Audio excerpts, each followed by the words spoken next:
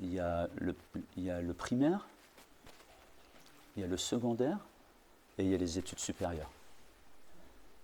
Dans le primaire, on apprend ce qui est premier, ce qui est nécessaire pour pouvoir exister dans ce monde et aussi pour pouvoir envisager d'aller en secondaire.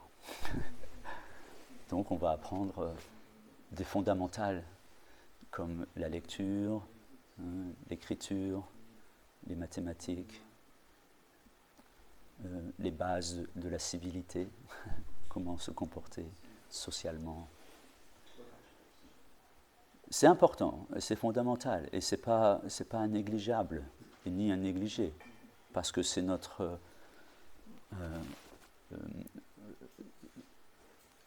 c'est parce que c'est nécessaire pour aller ensuite au niveau supérieur. Donc c'est très important, et c'est fondamental. Et ensuite, il y a les études secondaires, on va développer ça plus avec des matières supplémentaires, on va approfondir les sujets à des niveaux supérieurs. Et c'est aussi important pour pouvoir espérer envisager une carrière plus complète en allant dans des études supérieures, où là on rentre dans des sujets approfondis, voire on diminue les sujets, et on choisit que des sujets directeurs dans lesquels on s'investit parce qu'on croit en ce sujet-là. Et là, on va développer notre expertise dans ce sujet.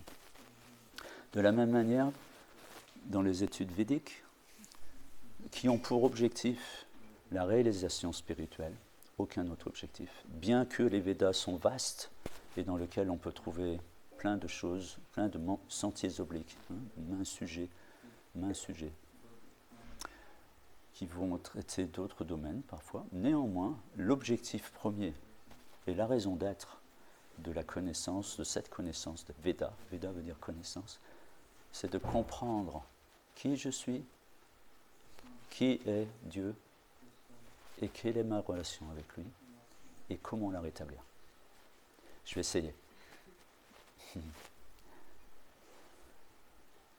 Donc de la même manière, à ces fins utiles, il y a 3 niveaux d'études.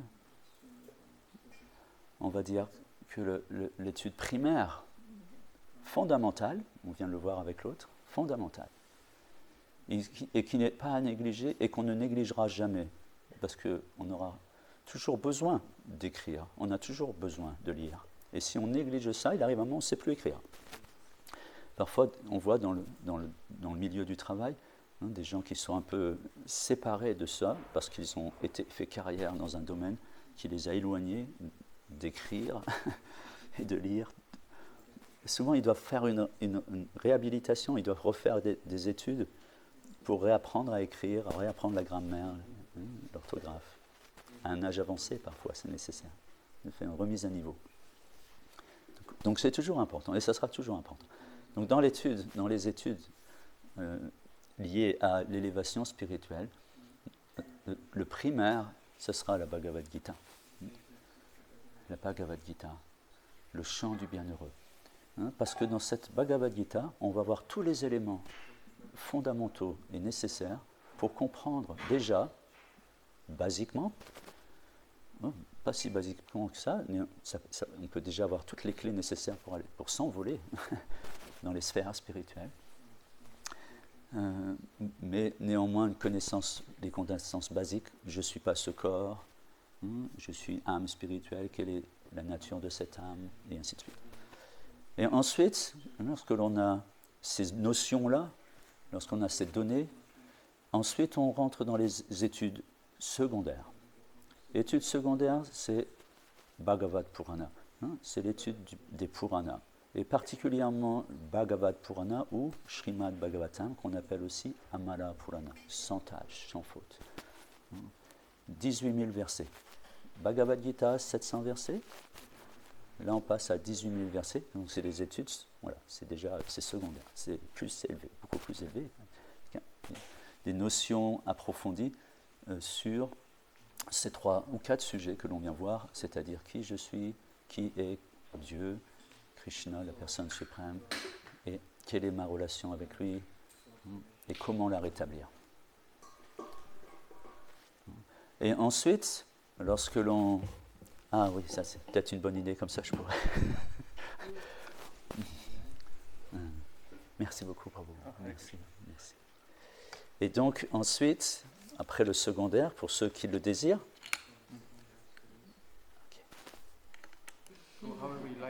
Like this is nice, like this I stay. I don't sleep, I don't fall asleep. Oui, c'est bon, merci beaucoup. Voilà, ça y est. Donc ensuite, après ces études secondaires, ces études secondaires sont nécessaires aussi, et elles vont nous qualifier pour pouvoir avoir accès, le terme est approprié et juste et approprié, pour avoir accès aux études supérieures que dans la Gaudiya Vaishnava Sampradaya, on va considérer comme le Chaitanya Charitamrita, ce que l'on lit aujourd'hui, en général, le samedi. On lit le Chaitanya Charitamrita. Et ça, c'est les études supérieures. C'est très élevé, en fait. Très, très, très élevé. Et on peut le voir d'ailleurs, c'est un ouvrage, un vaste ouvrage qui a été écrit par Krishnadas Kaviraj Goswami. C'est un texte en bengali qui est en fait, on peut appeler ça une biographie de Sri Chaitanya Mahaprabhu, Sri Krishna Chaitanya Mahaprabhu, avatar, qui est apparu il y a environ un peu plus de 530 années. Je ne vais pas revenir dans tous les détails, vous connaissez déjà un peu, vous êtes déjà un peu familier à toutes ces choses. Mais ce qui est important de comprendre, c'est que cet ouvrage, cette œuvre qui est divisée en trois, l'Adi Lila, Madhya Lila et Antya Lila. Lila, ça veut dire c'est les divertissements, c'est les activités de cette personnalité. Et en trois sections, parce que trois périodes de son existence. La première période, Adi, premier, Adi Lila, Madhya, médium, milieu de son existence, et Antya, la fin. Et ce qu'il y a de spécial dans cet ouvrage, c'est que ce n'est pas juste une biographie. Ça ne va pas juste décrire les activités de cette personnalité, décrire son milieu, décrire les personnalités qui tournent autour de lui. C'est plus que ça. Et on voit dès le départ, dans l'Adi Lila, une grande section de cette Adi Lila, c'est en fait l'auteur va, d'une façon scientifique, c'est scientifique pratiquement parlant, c'est preuve après preuve, mettre en évidence d'abord la vérité absolue qu'est Krishna, Dieu, la personne suprême. Et après avoir établi ça, il va établir de la même manière, aussi scientifiquement parlant, que Krishna Chaitanya Mahaprabhu est Krishna, Dieu, la personne suprême.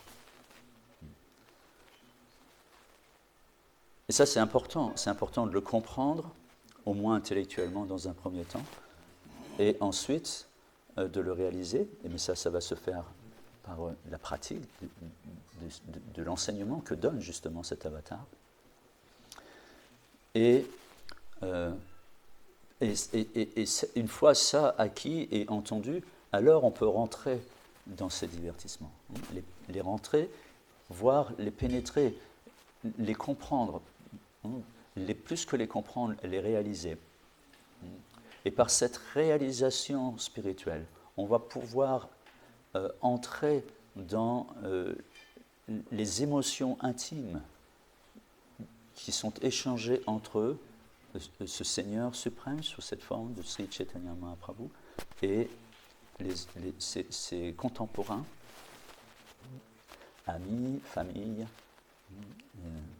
Et de cette manière, on aura aussi accès donc à ces émotions spirituelles, et donc on va pouvoir comprendre et réaliser tous ces échanges qui sont extrêmement subtils en fait. C'est très subtil, c'est très profond. Et toujours plein d'amour. Ça, c'est très important.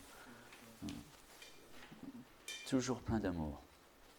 Parce que Krishna est particulièrement dans cette forme. Il y a un très beau verset que vous connaissez peut-être, qui a été écrit non pas par un Narottam Das Thakur, cette fois-ci, mais par Rupa Goswami, qui dit Namo Maha Vadanyaya Krishna Prema Pradayate Krishnaya Krishna Chaitanya Namne Goradvishe Namaha, qui explique que c'est un verset qu'il a écrit après avoir rencontré Chaitanya Mahaprabhu, après sa première rencontre. Et il explique à travers ce verset que Chaitanya Mahaprabhu, il est le plus magnanime des avatars. Ils sont sans nombre. Il y a autant d'avatars de Dieu que de vagues sur l'océan. Malgré ça, on va en compter quelques-uns. Et ça, c'est l'œuvre. D'ailleurs, c'est le sujet de notre sujet dans le Chaitanya Charitamrita aujourd'hui. C'est un peu le sujet. Mais dans le premier chant du Srimad Bhagavatam, une certaine quantité d'avatars sont énoncés. Les plus importants, les plus saillants, les plus marquants peut-être. Mais il y en a plein, de toute éternité.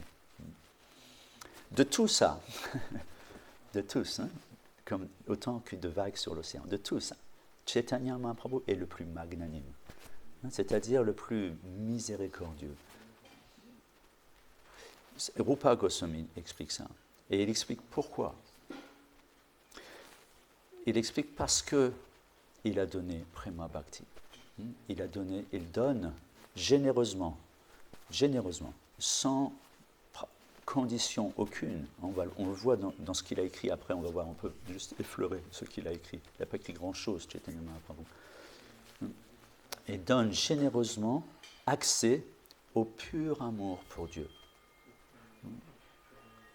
Le nectar, hein, après lequel nous languissons sans cesse. Et dans ce qu'il a écrit, il le corrobore. Il a écrit, Sri Chaitanya Mahaprabhu a écrit 8 versets, on appelle le Shikshastakam.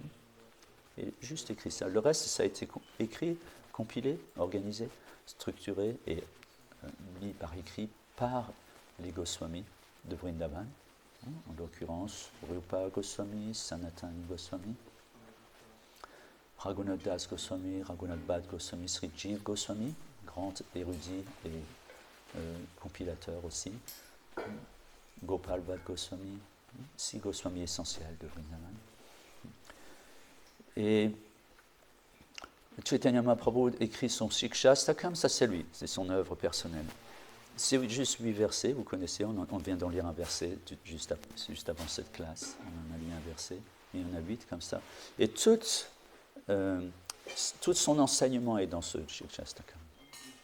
C'est sous forme de sutras qu'il faut étudier, il faut les étudier, accompagner bien sûr, pour pouvoir pénétrer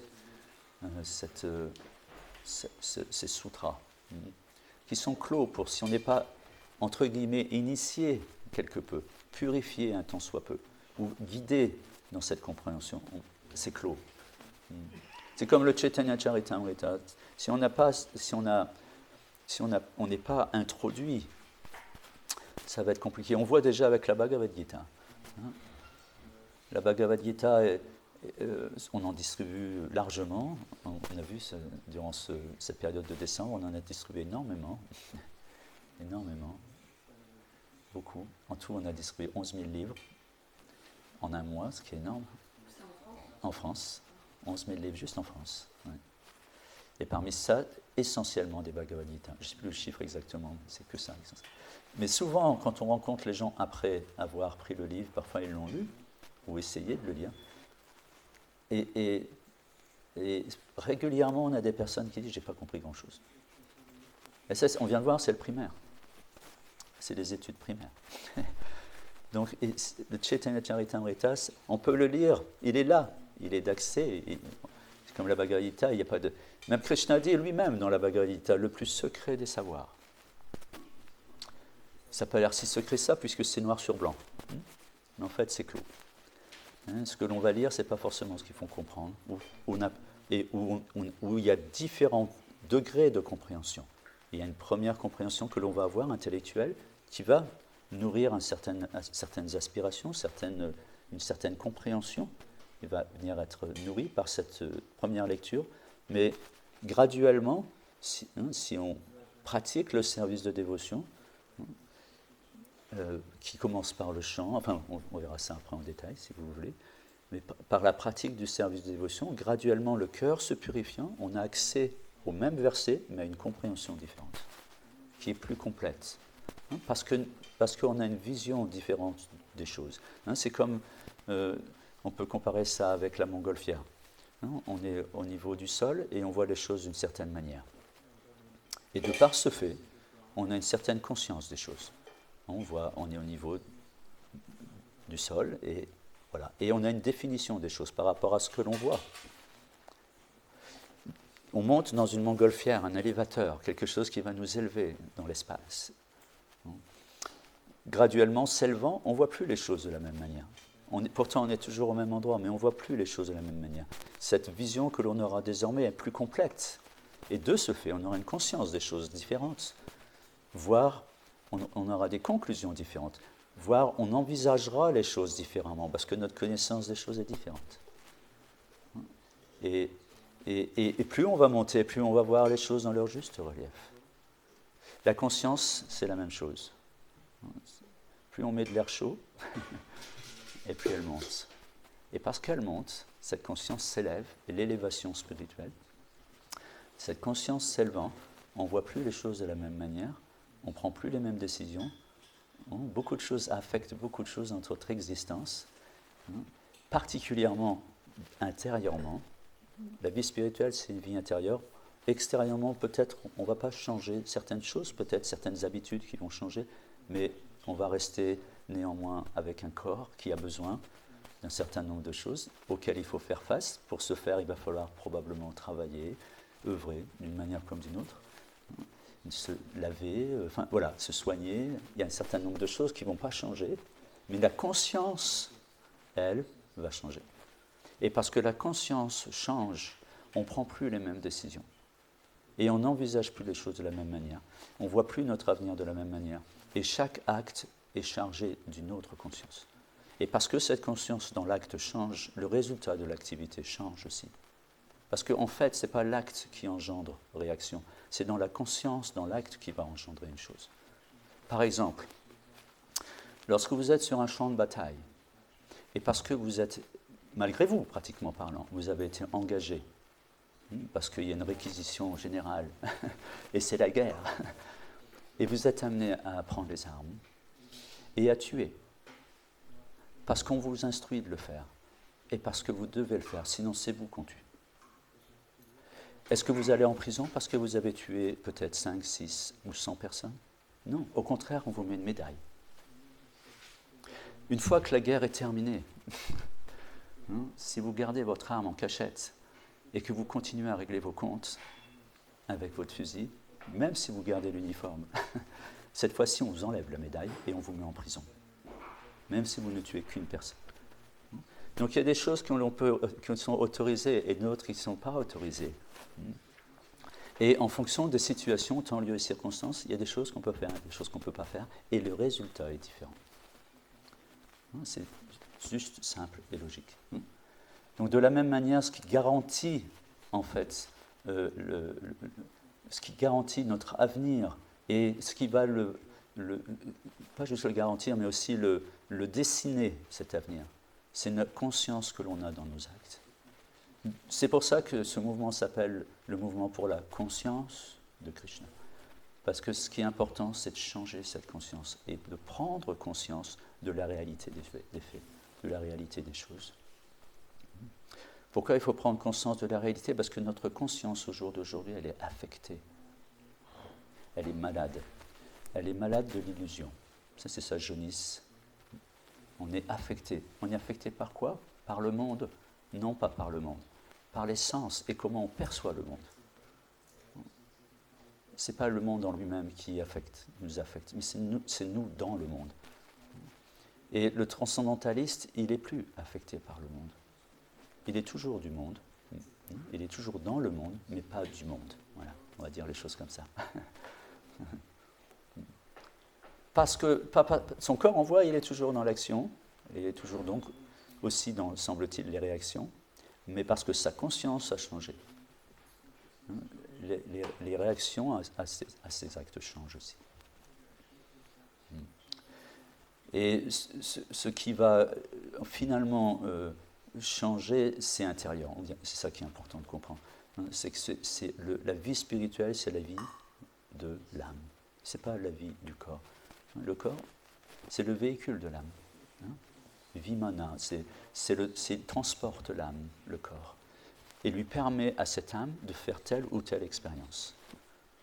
Dans ce corps-là, je peux faire telle expérience. Dans un corps de poisson, je fais une autre expérience. Dans un corps d'oiseau, une autre expérience.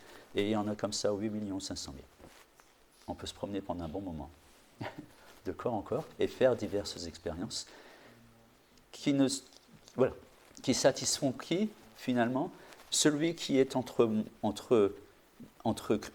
celui qui couvre l'âme, en fait, c'est-à-dire le mental, auquel je m'identifie profondément. Parce qu'il me trompe et le recouvre mon identité véritable et me fait croire que je suis cet amalgame d'éléments chimiques. Que je suis. Et me force à être dans la conception corporelle de l'existence. Conception corporelle de l'existence. Et me coupe de la réalité, en fait. Pour ça, on parle d'illusion. Parce que ce n'est pas la réalité. C'est virtuel, tout ça, c'est un théâtre. C'est comme un théâtre. Au théâtre, on joue notre rôle et tout va bien. Mais quand on a fini la pièce, on change de costume. Sinon, on finit à l'asile de fous. Si on sort du théâtre et continue à être Napoléon, on risque de ne pas être pris au sérieux. Mais dans la pièce de théâtre, on est pris au sérieux. On est très pris au sérieux, particulièrement si on joue bien notre rôle. Or, dans ce monde, on joue beaucoup plus des rôles qu'autre chose. On s'attribue des rôles, ou alors on nous les attribue. À la naissance, pouf. Dès la naissance, selon le milieu social, le milieu familial, selon diverses choses, on est conditionné immédiatement. Déjà, voilà, on est conditionné. Guna, karma et plein d'autres choses. Conditionner l'âme, incarcérer l'âme. On n'est pas libre. Et c'est pour ça que tout le monde veut ça et pense que le bonheur est là, dans la liberté. Et c'est louable, et c'est normal, et c'est naturel. Et il faut être libre. Et il faut chercher cette liberté. Parce qu'on est fait pour être libre. Sauf qu'il faut la trouver là où elle est. Plus on va nourrir ce qui nous emprisonne, plus on va nourrir ce qui nous incarcère, plus on va mettre de barreaux à la cage, et moins on sera libre. Et c'est souvent le cas. Souvent, on pense qu'en satisfaisant mes sens et de cette manière, en vivant quelques plaisirs, je suis libre. Laissez-moi libre. Laissez-moi libre de faire telle ou telle expérience. Mais en fait, on peut bien comprendre simplement, on peut voir après quelques années dans ce monde, on peut assez facilement comprendre que plus je nourris le chien, le mauvais chien, et plus il devient fort. Plus je mets d'huile sur le feu, et plus le feu devient fort. Ce n'est pas l'inverse qui se produit. Donc de la même manière, plus je vais nourrir ce feu qui est en moi de vouloir, de désir, et de vouloir assouvir ces désirs, plus je nourris, et plus il devient fort. Et c'est ce désir après désir, après désir, après désir, et c'est sans fin. On parle de Nitya Bada.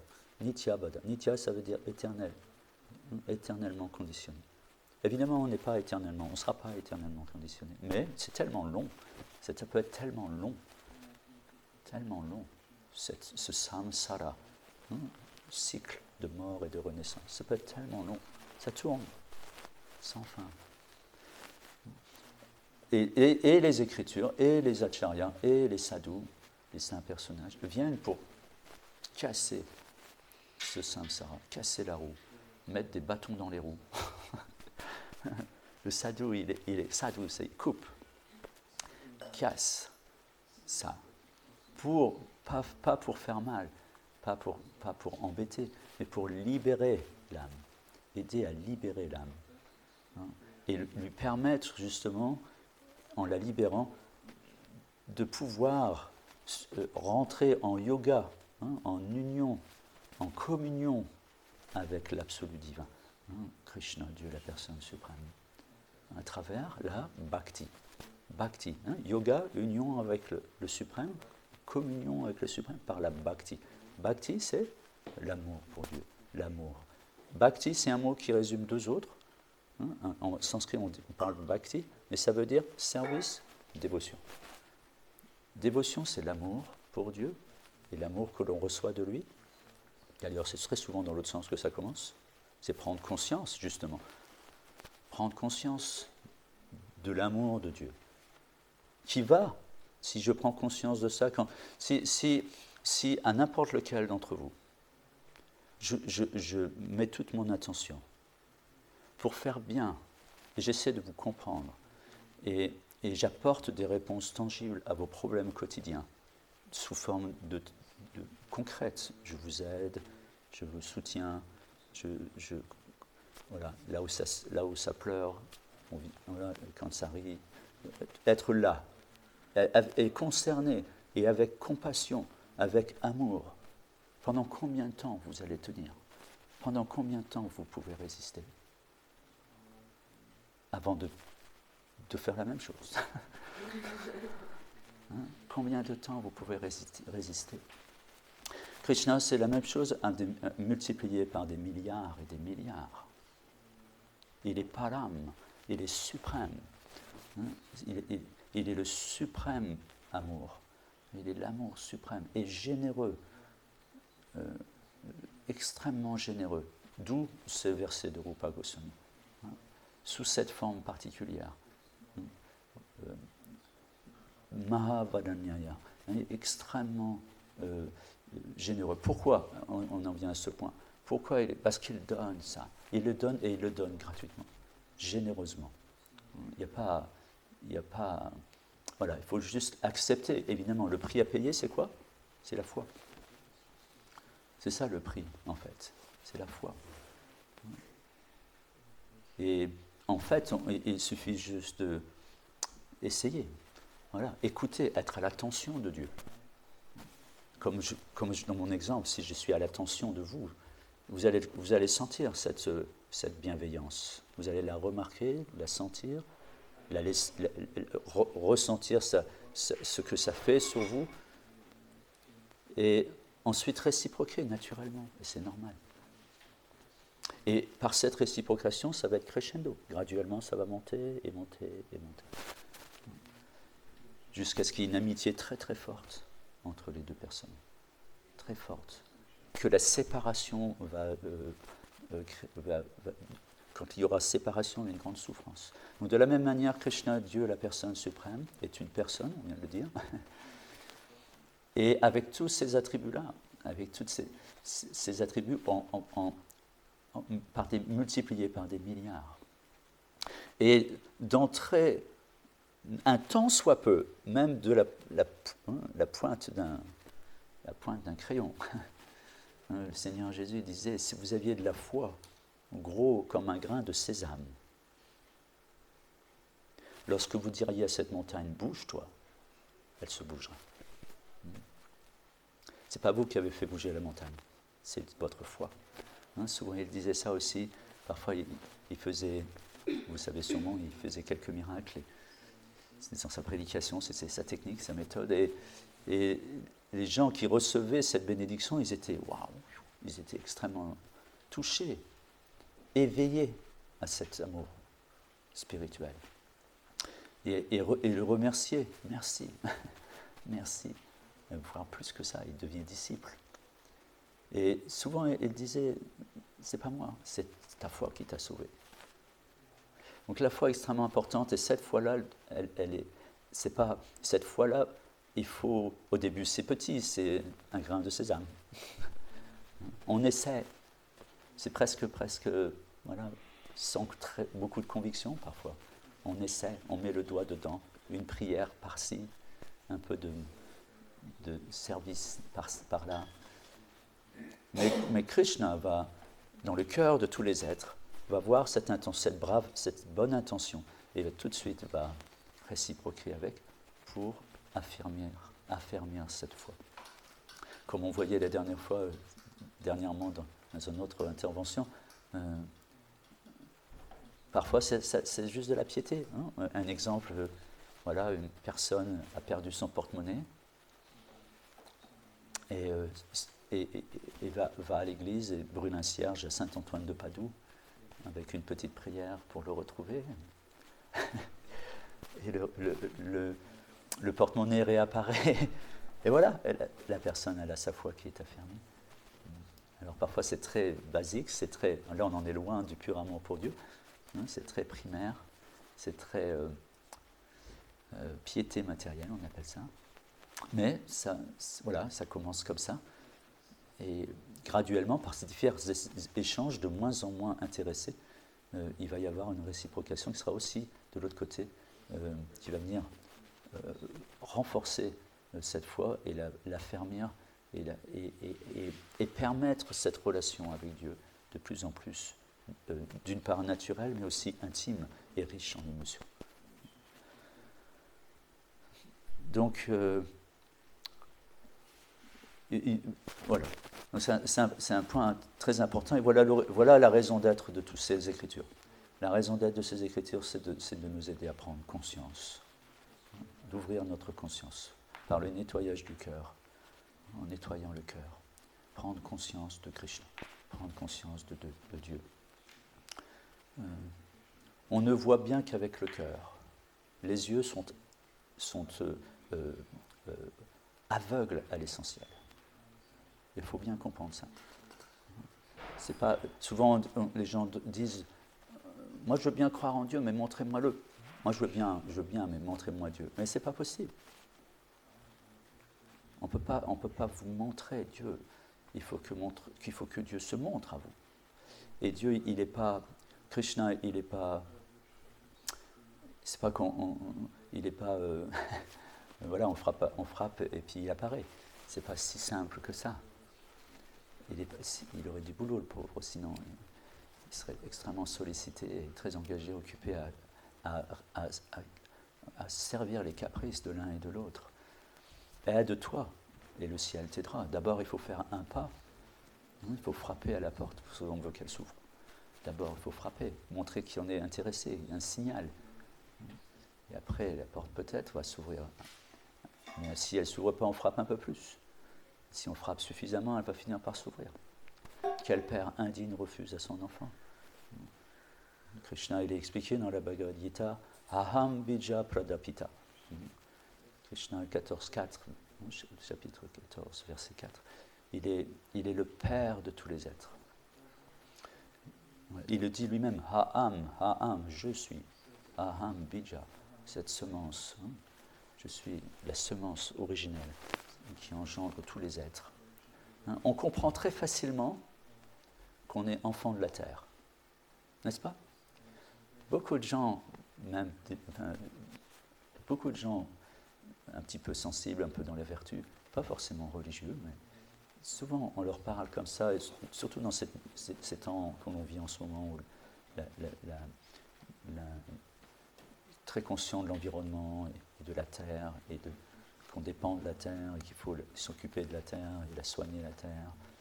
Enfants de la terre. On est tous enfants de la terre. Et ce n'est pas compliqué à concevoir. Mais c'est plus compliqué de concevoir que s'il y a mère et que moi je suis l'enfant. Il doit y avoir un père. C'est pour ça que Krishna dit Aham bija pradapita, je suis. C'est moi le père.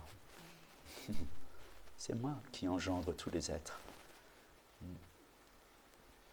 Forcément. Nature, mère nature, la nature matérielle. Et on est fait d'elle. Voilà, il y a tout un respect qu'il doit y avoir vis-à-vis d'elle, comme d'une mère d'ailleurs. Une de nos mères, une de nos 7 mères. La terre. Donc, enfant de la terre. Très important. Parce que si enfant il y a, et si la terre est la mère, encore une fois, il y a forcément un père. Et ce père, c'est Dieu. C'est Krishna, qu'on appelle Krishna, Dieu, la personne suprême.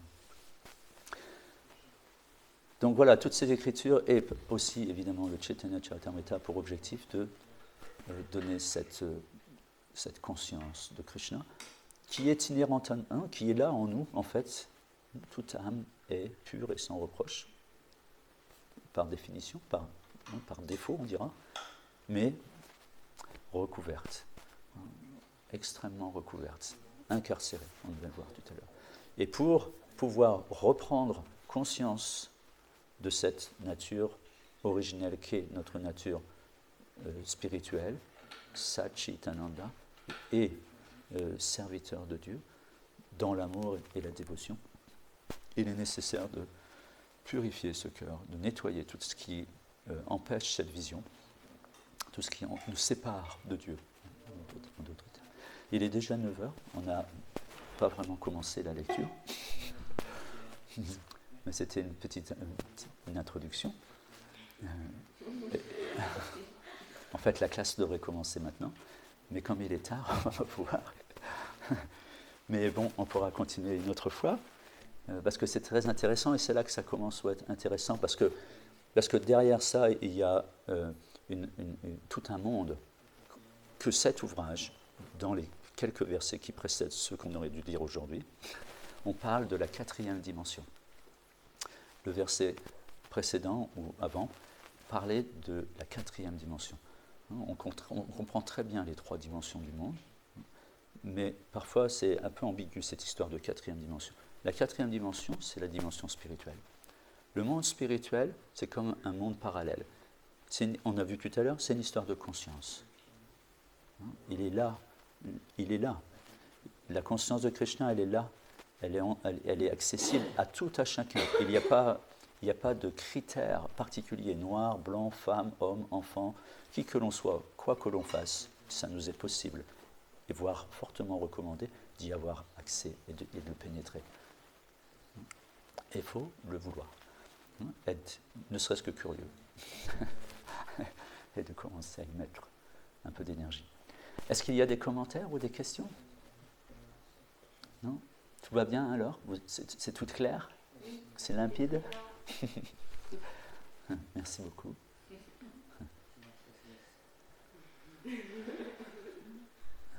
J'ai pas entendu? Oh non, je traduisais, Oh. J'ai traduit ce que disait Fatima. Ah, ok. Merci beaucoup. Srila Prabhupada ki jai. Le Sri Chaitanya Charitamrita ki jai.